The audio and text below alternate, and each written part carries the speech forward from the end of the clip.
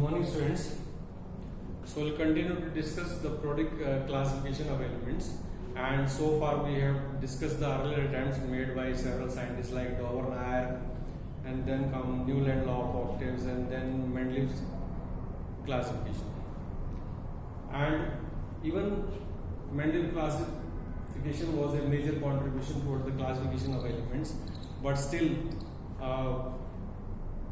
even Mendeleev Mendeleev classification has some limitations, so there is another need of classification of elements. Then in the year 1913, Henry Moseley came with an idea of a better base of atomic number than atomic mass.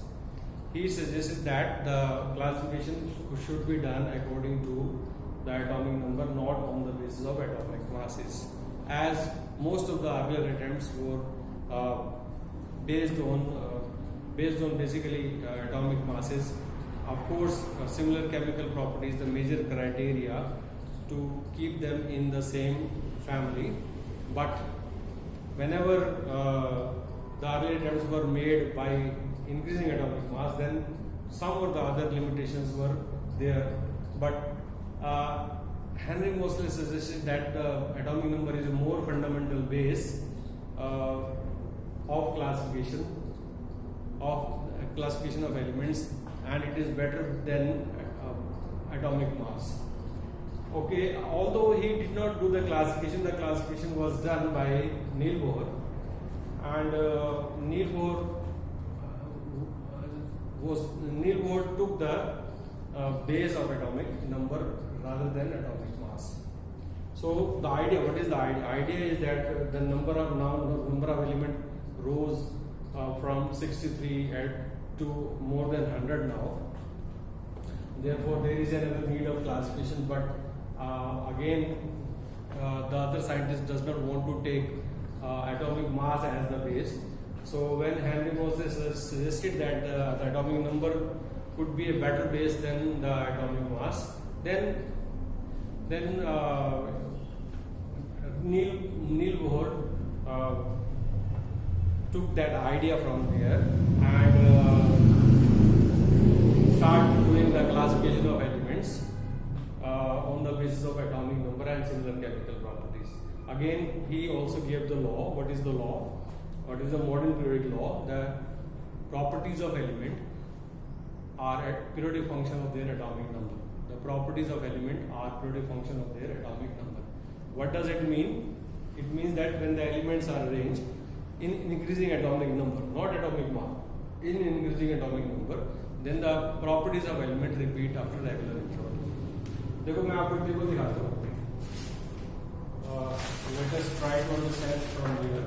ये देखो, ये modern periodic table है, और अब इसमें देखो आपकी book में भी कुछ जो है ब्लैंक्स खाली होंगे, बट ये आप देख सकते हो टेबल, इसमें सारे एलिमेंट्स जो है कंप्लीटली फिट हैं. इनको हम, ये वर्टिकल कॉलम को हम ग्रुप्स कहते हैं, और ये हॉरिजॉन्टल रोज को हम पीरियड कहते हैं. सो he divided all the elements in 18 group. ये एक, first, second, third, fourth, fifth, six, seventh, 8, 9, 10, 11 से लेके 18 ग्रुप तक इसको जीरो ग्रुप एलिमेंट में कहते हैं, और ये 7 पीरियड्स होते हैं, 1, 2, 3, 4, 5, 6, 7 ऐसे. So he divided all the elements in 18 group and 7 period.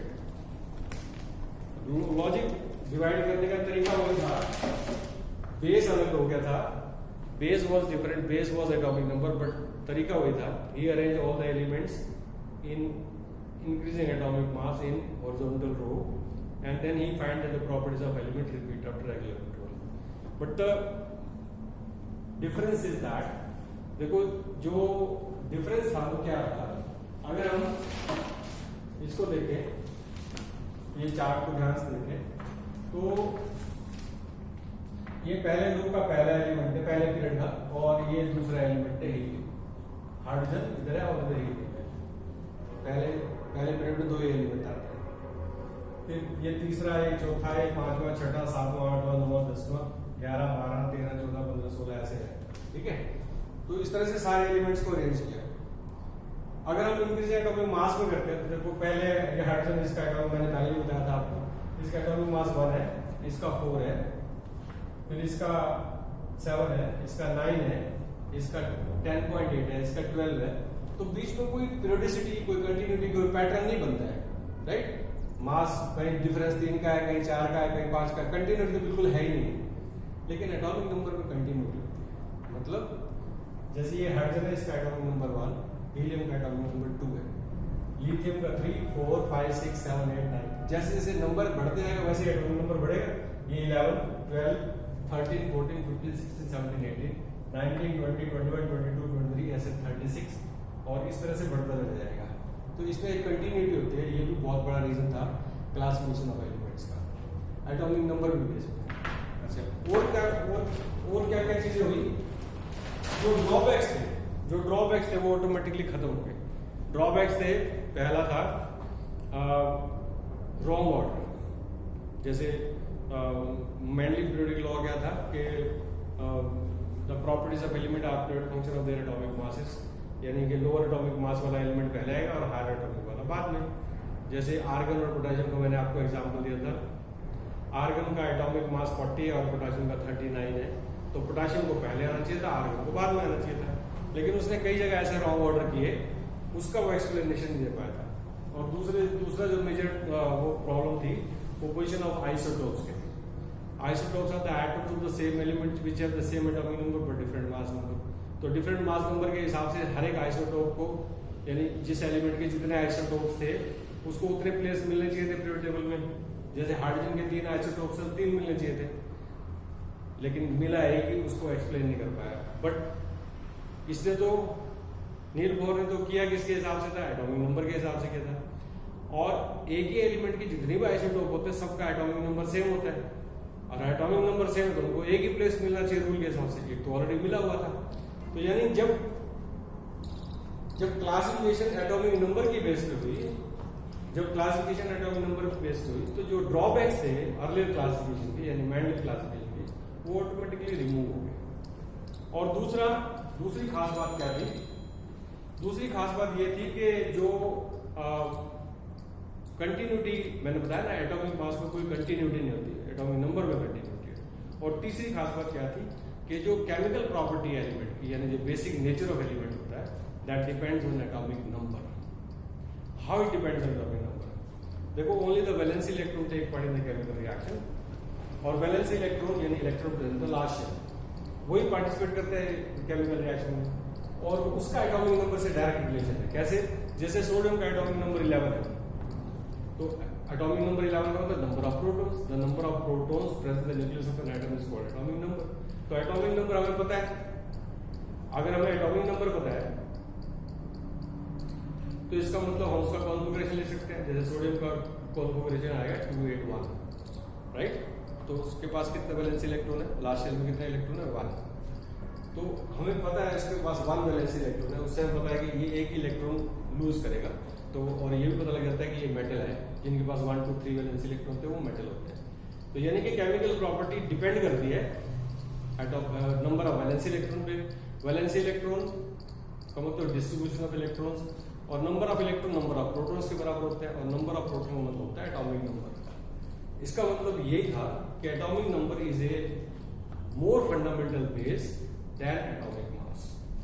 इसके अलावा भी बहुत सारी चीजें ध्यान में रखी। इसके अलावा और क्या ध्यान रखा? आपको याद होगा जो स्ट्रक्चर ऑफ एटम था वो भी नील बोर ने बनाया, और उसमें भी जो बेसिक रदरफोर्ड की जो प्रॉब्लम रह गई थी, Rutherford could not explain the stability of electron. उसने बताया था, आपको सारी चीजें बता दी थी, that the entire mass of the atom consists in the nucleus and the electrons revolves around the nucleus in a circular path.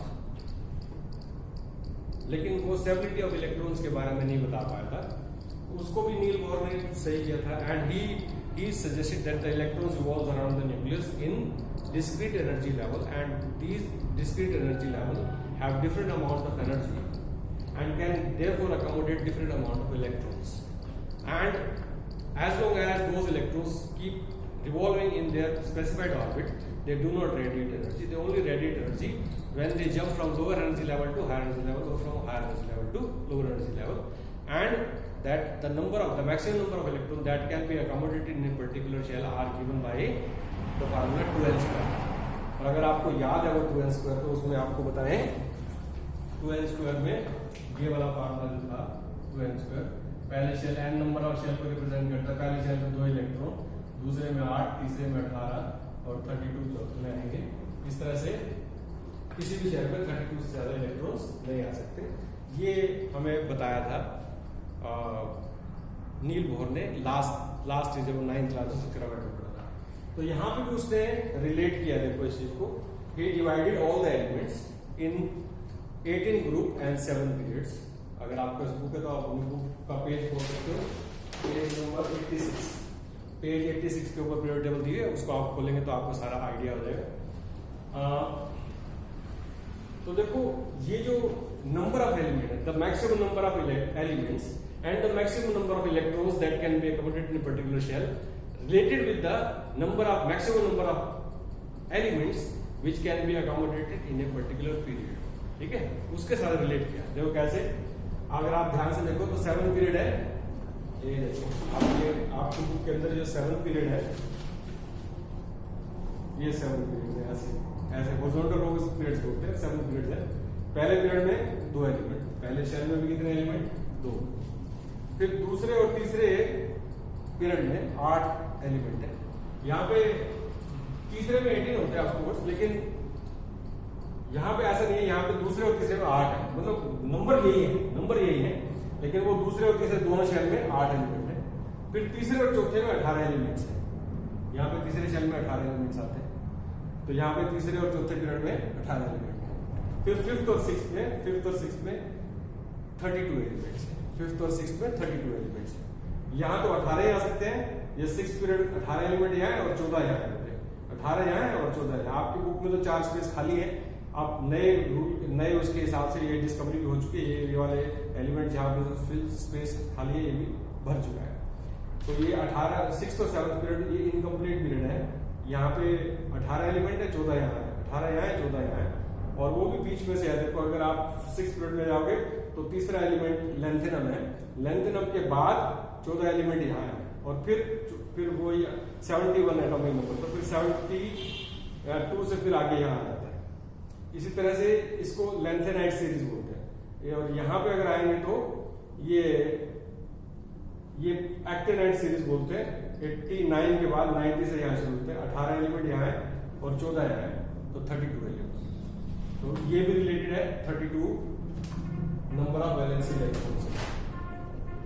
तो उसने maximum number of valency electron that can be maximum number of electron that can accommodate in a particular energy level, उसको उसने maximum number of elements that can be accommodated in a particular period से related किया। क्यों किया? देखो वही बात जो सभी कह रहे थे, जो पहले वाले साइंटिस्ट थे वो भी एटॉमिक नंबर को बेस बना के क्लासिफिकेशन कर सकते थे, बट उस वक्त तक एटॉमिक नंबर के बारे में पता ही नहीं था, यानी एटॉमिक मास मेजर करने का तरीका ही अलग था। एटॉमिक नंबर या नंबर ऑफ प्रोटॉन्स की डिस्कवरी तब तक नहीं हुई थी, तो एटॉमिक नंबर के बारे में पता ही नहीं था। तो इसलिए पहले साइंटिस्ट ने एटॉमिक नंबर उनके दिमाग में आ ही नहीं सकता था कि एटॉमिक नंबर की बेस पे हो सकता है। तो लेकिन ये नहीं था कि एटॉमिक नंबर को हेनरी मोसन ने बुलाया तो नील बोहर को कोई क्रेडिट नहीं देना चाहिए। नहीं, नील बोहर ने देखो उसको बहुत अच्छे से स्ट्रक्चर ऑफ एटम सारे इलेक्ट्रॉन के साथ कोरिलेट किया, और नंबर ऑफ इलेक्ट्रॉन से ही तो केमिकल नेचर पता लगती है किसी भी एलिमेंट की, क्योंकि only the valency electron that take part in the chemical reaction. तो उससे कोरिलेट किया। इसका मतलब क्या है? इसका मतलब इस तरह से है कि when the elements are arranged in increasing atomic number, then the properties of element repeat after regular interval। ये सभी कहते थे, पर एटॉमिक बेस की बेस पे कहते थे, यहाँ एटॉमिक नंबर की बेस पे। आफ्टर रेगुलर इंटरवल का मतलब अब उसने बताया कि पहले 2 एलिमेंट के बाद प्रॉपर्टी रिपीट करेगी, फिर 8 के बाद, फिर 8 के बाद, फिर 18 के बाद, फिर 18 के बाद, और फिर 32 के बाद, और फिर 32 के बाद रिपीट करेगी।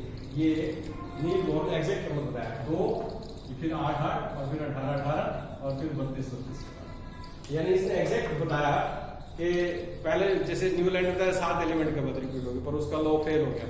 फिर रदरफोर्ड सॉरी फिर मैंडलीफ ने बताया कि आफ्टर रेगुलर इंटरवल, बट कितने इंटरवल के बाद वो नहीं बता पाया, या बहुत सारी लिमिटेशन उसके में भी रह गई थी, उसने नंबर फिक्स नहीं बताया था लेकिन क्लासिफिकेशन ढंग से कर दी थी। लेकिन इसने एग्जैक्ट बताया था, पहले 2 एलिमेंट के बाद रिपीट होगी, फिर 8 के बाद, फिर 8 के बाद, फिर 18 के बाद, फिर 18 के बाद, फिर 32 के बाद, फिर 32 के बाद।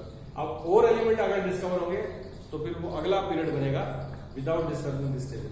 अभी तक तो ऐसे ही लग रहा है, लेकिन आपको मैं बता दूं कि बेसिकली 92 एलिमेंट नेचुरल होते हैं, बाकी सारे मैन मेड होते हैं।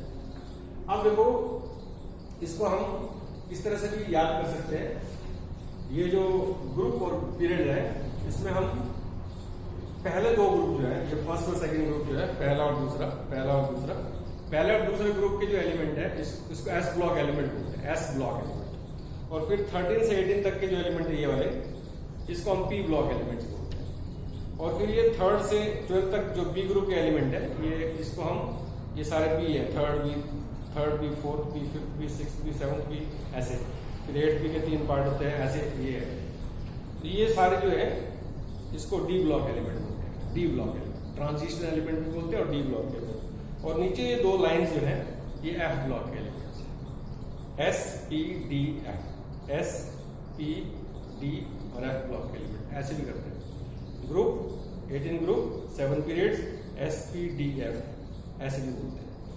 ओके, देन इनको ना याद रखने का एक तरीका है, हमें सिर्फ एस और पी ब्लॉक के एलिमेंट्स के साथ डील करना है 10th स्टैंडर्ड में। यस, ये यानी first group, second group, 13, 14, 15, 16, 17, 18 group, इन एलिमेंट्स को याद रखना है और बाकी एलिमेंट्स को याद रखने का उनको हमने डील ही नहीं करना, वो हायर क्लासेस में डील। तो आप देखते हैं इनको याद करने का तरीका क्या है।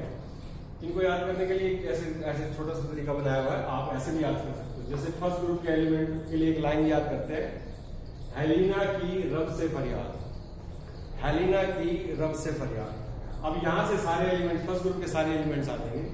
एच से हाइड्रोजन, Li से लिथियम, के आई से, के से पोटेशियम, के से पोटेशियम, रब से Rb से रिबिडियम, Sc से lithium, sodium, potassium, रिबिडियम, caesium.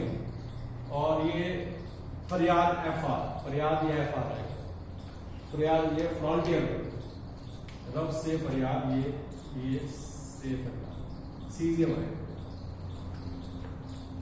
Hydrogen, lithium, potassium, rubidium, caesium, francium, ये फर्स्ट ग्रुप के एलिमेंट है। हेलिना की रब से फरियाद, ठीक है। तो दूसरे जो सेकंड ग्रुप के एलिमेंट है उसके लिए एक सेंटेंस है, बेटा मांगे कार सेंट्रो बाप राजी, बेटा मांगे कार सेंट्रो बाप राजी। बेटा बेरिलियम मांगे Mg magnesium, car Ca calcium, Santro Sr strontium, बाप का Ba लेंगे तो बैरियम और राजी रेडियम। तो beryllium, magnesium, calcium, strontium, barium, radium, ये सेकंड ग्रुप के एलिमेंट है। फिर 13 ग्रुप के एलिमेंट, बाल BAL, बाल गए इंडियन तेल से, बाल गए इंडियन तेल से। उससे तो ऐसे हमने लगा दिया कि एक्चुअली में से की जरूरत पड़ती नहीं है, बाल गए इंडियन तेल से। तो यहां से सारे एलिमेंट्स कैसे आएंगे, B से बोरोन, Al से एल्यूमिनियम, गए से गैलियम, इंडियम और ये helium, boron, aluminium, gallium, indium और हेलियम। फिर 14 ग्रुप के एलिमेंट, काशी गए संत प्रभु, काशी गए संत प्रभु। तो स्पेलिंग थोड़ी सी काशी, काशी जिसे बोलते हैं, काशी गए संत प्रभु। Ca से कैल्शियम, Si से सिलिकॉन, गए Ga से गैलियम, संत Sn टिन और लेड Tb, यहां से Tb से लेड। तो काशी गए संत प्रभु। ये 14 ग्रुप के एलिमेंट को याद रखने का तरीका है, ऐसे आप याद रख सकते हो। फिर 15 ग्रुप के एलिमेंट, नेपाल, पाकिस्तान, ऑस्ट्रेलिया सब बीमार, नेपाल, पाकिस्तान, ऑस्ट्रेलिया सब बीमार। यहां से Nepal N nitrogen, Pakistan P phosphorus, यहां से ऑस्ट्रेलिया से As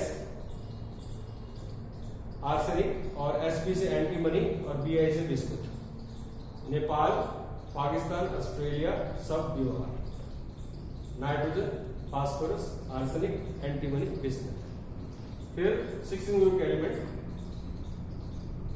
उसमें आएगा उससे टेपो, उससे टेपो, मतलब जैसे चीटिंग करने की बात है ना, उससे टेपो। तो ये O से ऑक्सीजन, S से sulphur, selenium, tellurium and polonium. उससे टेपो, oxygen, sulphur, selenium, tellurium, polonium. फिर 17 ग्रुप के एलिमेंट। फिर कॉल करने बाहर आई आंटी, फिर कॉल करने बाहर आई आंटी। फिर F से फ्लोरीन, यहां से कॉल से Cl फ्लोरीन, फिर B बाहर से ब्रोमीन, I से यहाँ I से इंडियम, और ये एसेंटाइल AT। और लास्ट 0 ग्रुप के जो एलिमेंट है, नोबल गैसेस जिसको बोलते हैं, he never arrives कर 0 पे run out, he never arrives कर 0 रन पे आउट। ठीक है, he never arrives कर 0 रन पे आउट। तो यहां से H से हीलियम, यही स्पेलिंग होती है। नेवर में N नहीं आएगा, नियॉन। AR अराइव्स का AR ले लेंगे, तो आर्गन भी हो गया। KR का लेंगे, क्रिप्टॉन हो गया। जीनोन ZD0 का ZD ले लेंगे, और रेडॉन का आर्गन का R ले लेंगे, रेडॉन। तो helium, neon, argon, krypton, xenon, radon कर 0 रन पे आउट। इस तरह से ये सेंटेंस याद रख के आप A ग्रुप के element, first group, second group, 13 group, 14 group, 15 group, 16 group, 17 और 18 ग्रुप के एलिमेंट्स को याद रख सकते हो। तो आप इसी वीडियो को ध्यान से देखना और ये वाला याद करने की कोशिश करना, एलिमेंट्स को याद करने की कोशिश करना। और नेक्स्ट लेसन में हम आपको बताएंगे कि किस तरह से, कि अगर आपको एलिमेंट की पोजीशन पता है पीरियड टेबल में, तो उससे कितना सारा आइडिया आपको लग जाता है, और किस तरह से ग्रुप्स और पीरियड्स में प्रॉपर्टीज में चेंज आता है, केमिकल प्रॉपर्टीज में चेंज आता है, और कौन कौन सी केमिकल प्रॉपर्टी, कौन कौन सी प्रॉपर्टीज में चेंज आता है, इन सब बातों को डिस्कस करेंगे नेक्स्ट लेसन। Thank you.